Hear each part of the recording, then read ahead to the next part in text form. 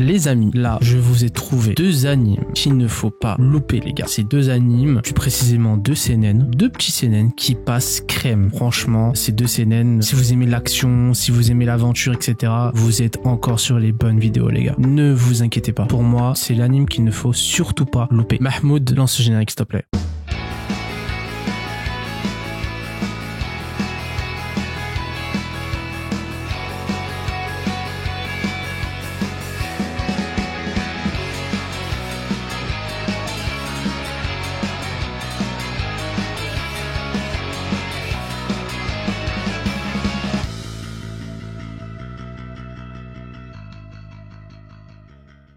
Depuis toujours, il est de notoriété publique qu'il vaut mieux devenir aventurier le plus vite possible. Pourquoi? Car la puissance magique, qui est à la base de la force des combattants, cesse pratiquement de se développer si on ne l'entraîne durant sa jeunesse. C'est très simple, les gars. Dans cet anime, le plus important, c'est d'être aventurier le plus jeune possible, car en fait, à force de vieillir, la puissance magique diminue. Cette règle universelle, elle va pas s'appliquer à Rick Gladiator. Les gars, vous voyez le pseudo? Vous voyez Rick Gladiator. Déjà, tu te dis, ah ouais, quand même, c'est quand même incroyable. Qui est un aventurier qui inspire crainte et respect à travers les terres du continent grâce à sa puissance phénoménale équivalente à celle d'un aventurier de rang S. Alors que il a été aventurier à l'âge de 30 ans. L'âge de 30 ans. C'est jamais arrivé parce qu'en fait, à l'âge de 30 ans, tu peux plus être aventurier. Ça y est, t'as plus de puissance, ça y est, c'est fini. Et bah, lui, il a cassé ça, en fait. Il a cassé cette idéologie. On ne peut être aventurier que quand on est jeune. Bah, ça, il a cassé ça, lui. Il a cassé ça parce que ça a toujours été son rêve. Mais, attention, Rick Gladiator, pour être aventurier de rang S, il a morflé. Quand je vous dis morflé, les gars, c'est un entraînement. Vous voyez là, vous vous dites, ouais, l'entraînement de Saitama, c'est dur, etc. Non, les gars. Non. L'entraînement que Rick Gladiator a passé, c'est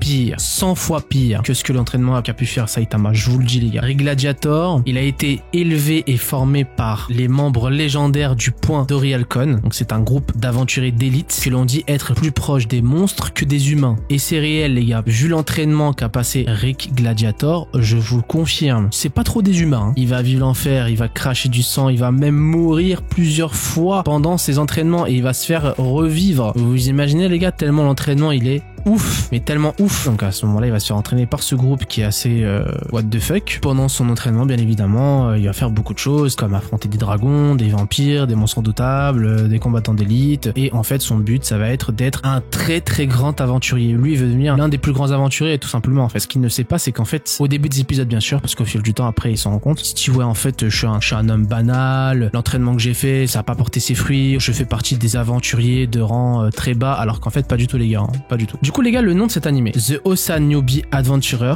Trained to Death by the Most Powerful Party Became Invisible. On est dans un genre seinen, fantasy, aventure, action, drame, comédie et ecchi. Je vous arrête, il n'y a pas réellement d'ecchi. Hein. Franchement, c'est minime. Vraiment, c'est minime. L'anime est sorti le 1er juillet 2024, donc vous avez vu, c'est très récent. Il y aura un nombre total d'épisodes de 12. L'anime est disponible sur Crunchyroll, le studio d'animation Yumeta Company. Prochain anime.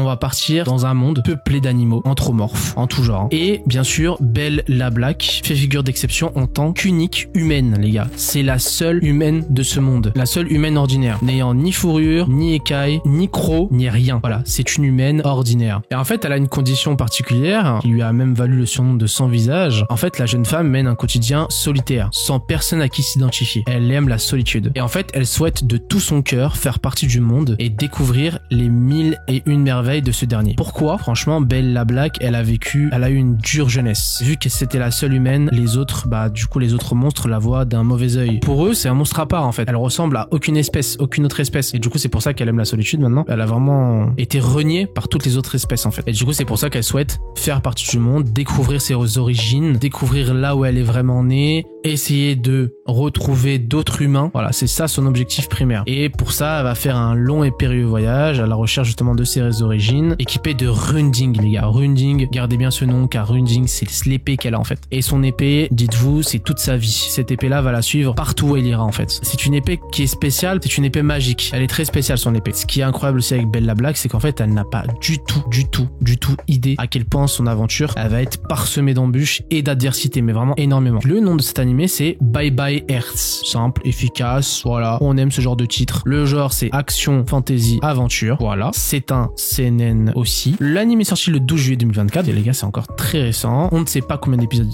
il y aura. L'anime sera disponible sur Crunchyroll et le studio d'animation Liden Film. N'hésitez pas à me donner des retours si vous voyez déjà d'anime ou pas. Si vous le voyez, bah, mettez-moi un petit commentaire pour me dire que vous le voyez et qu'est-ce que vous en pensez réellement de ces deux animes. Ce sera tout pour cette vidéo. N'oubliez pas le petit like, le petit commentaire, le petit abonnement. Ça m'aide énormément et je vous en remercie. Et je vous retrouve à la semaine prochaine pour une nouvelle vidéo.